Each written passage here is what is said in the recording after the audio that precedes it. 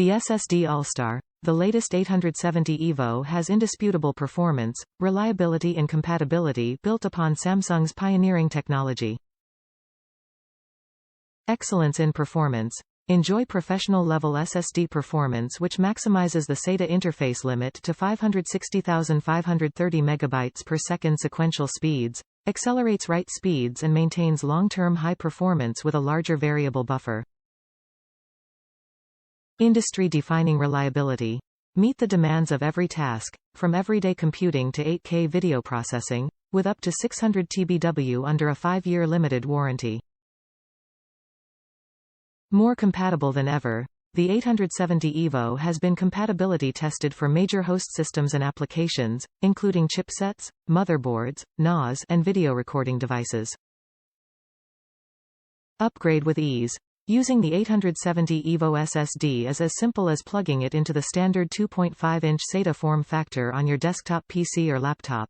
The renewed migration software takes care of the rest. Samsung Magician software. Samsung Magician 6 software helps you easily manage your drive, keep up the latest updates, monitor the drive's health and status, or even enhance its performance. World's #1 flash memory brand.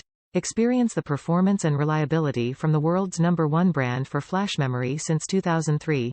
All firmware and components, including Samsung's world-renowned DRAM and NAND, are produced in-house, allowing end-to-end integration for quality you can trust.